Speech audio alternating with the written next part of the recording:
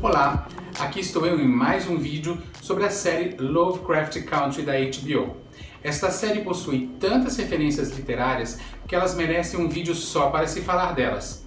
Neste aqui, escolhi tratar daquelas que reconheci nos 3 primeiros episódios. E saiba que elas vão bem além das obras de H.P. Lovecraft e de O Conde de Monte Cristo, de Alexandre Dumas Pai ou Alexandre Dumas, como dizem os franceses, por exemplo. Lovecraft Country traz bons achados da cultura de Pulp Fictions e vou enumerar neste vídeo algumas obras e autores citados.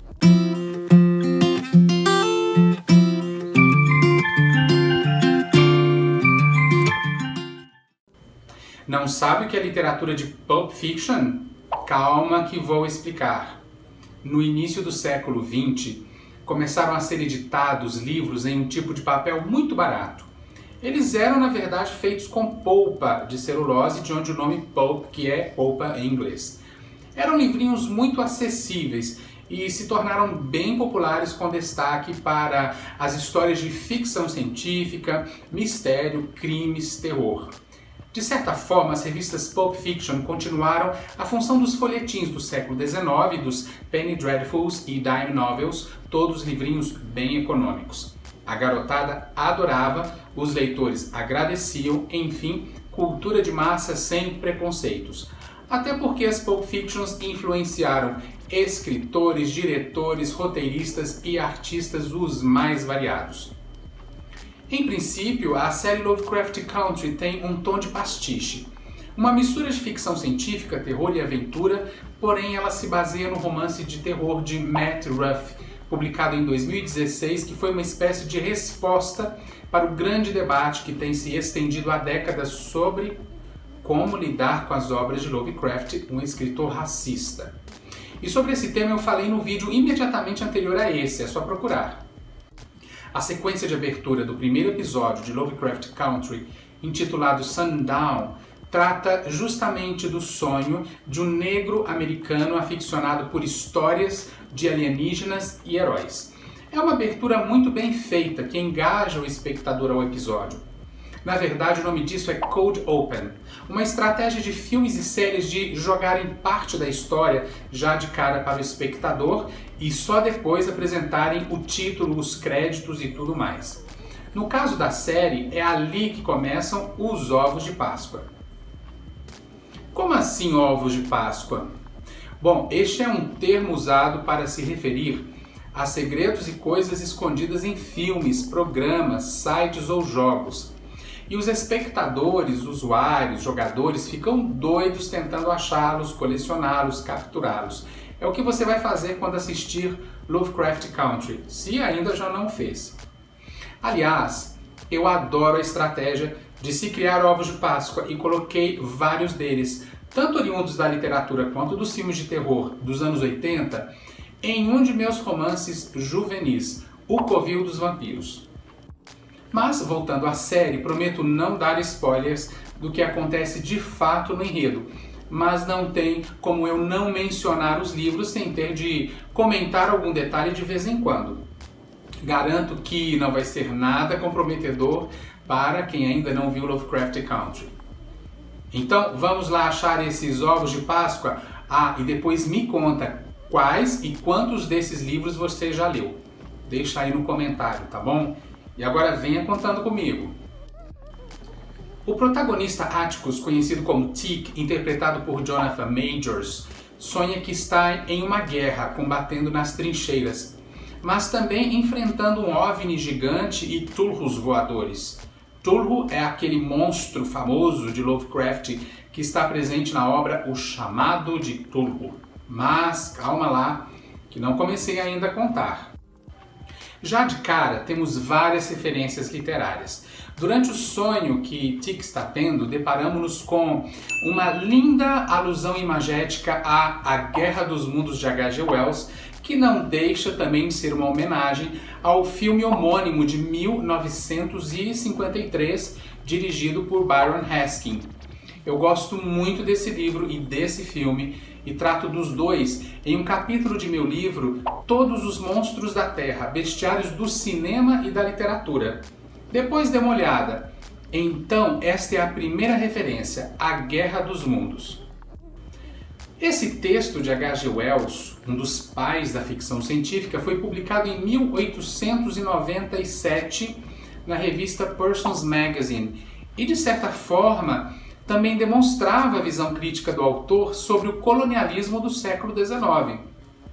Alusões aos trípodes marcianos de Wells que invadem a Terra podem ser vistos bem no início do primeiro episódio de Lovecraft Country.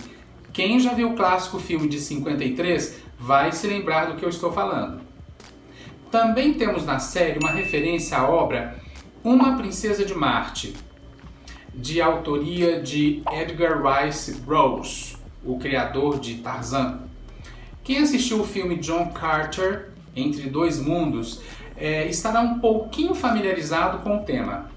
Mas tem de ler o livro. Uma Princesa de Marte é o primeiro volume da série Barsoom, iniciada em 1912, e é considerado um exemplo da literatura pulp do início do século XX. Mas eu estava falando de Uma Princesa de Marte, que foi publicado inicialmente com o título Under the Moons of Mars, na revista All Story Magazine. E lá aparece o famoso personagem veterano da Guerra Civil Americana, John Carter, que, fugindo de uma perseguição de nativos americanos, se esconde em uma caverna que funciona como um portal que o transporta até o planeta vermelho. Ainda estamos no Cold Open. Lembra que eu falei do monstro Cthulhu? Ele é nossa referência número 3. Eu acho que, para os que adoram ficção científica, deve ter sido uma referência muito óbvia na série. Trata-se de um ser cósmico que apareceu pela primeira vez na revista Weird Tales em fevereiro de 1928, juntamente no conto chamado, em português, o chamado de Cthulhu.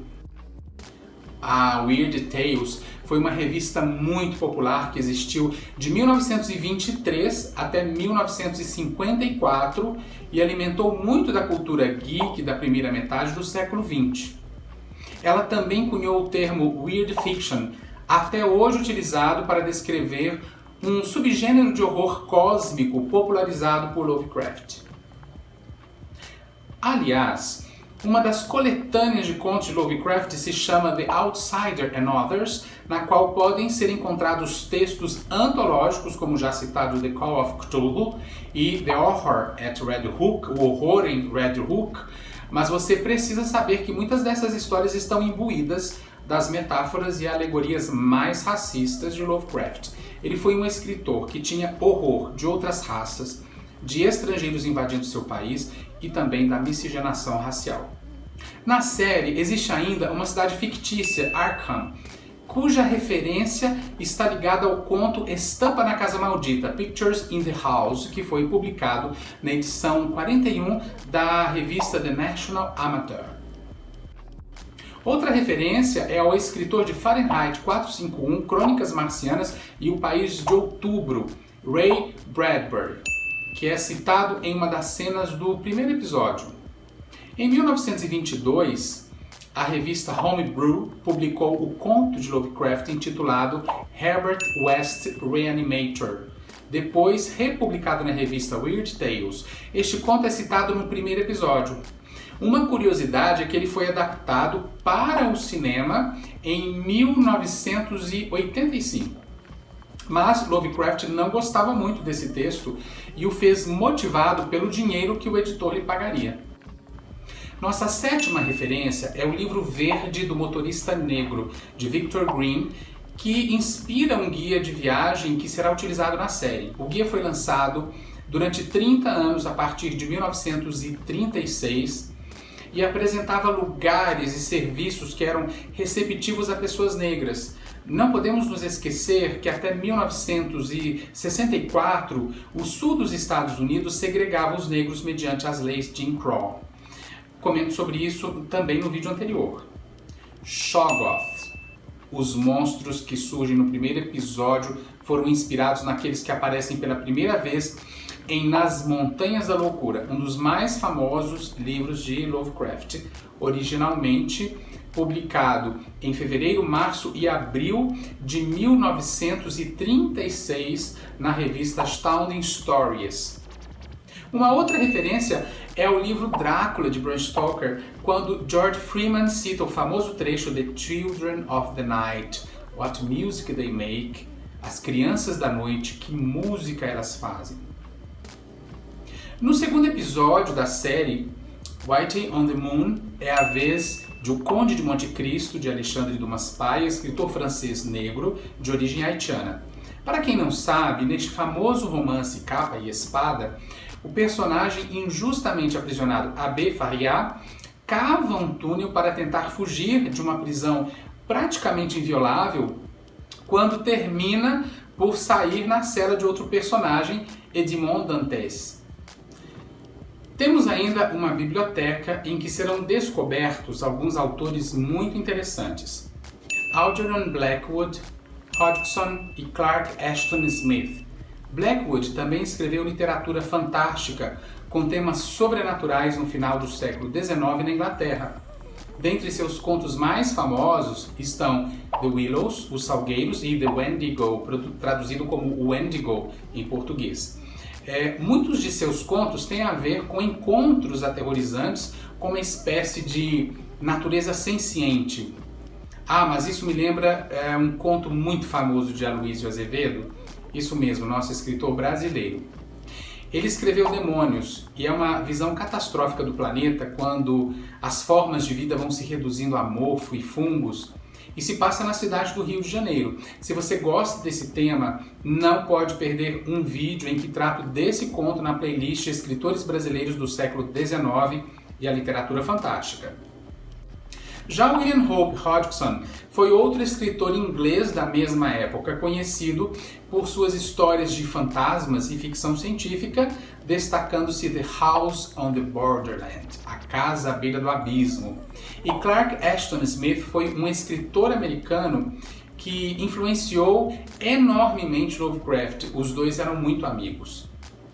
Temos ainda neste episódio uma alusão a uma das maiores invencionices literárias de Lovecraft, que é o Necronomicon, o livro dos mortos, que já fez muita gente achar que não era ficção. De fato, ele aparece em um conto de 1924, mas aparece daqui e dali no decorrer de sua obra. Outra obra que aparece no episódio 2 é a Bíblia, sobretudo quando Tiki, Christina e Samuel conversam sobre o versículo 19 do capítulo 2 do livro de Gênesis.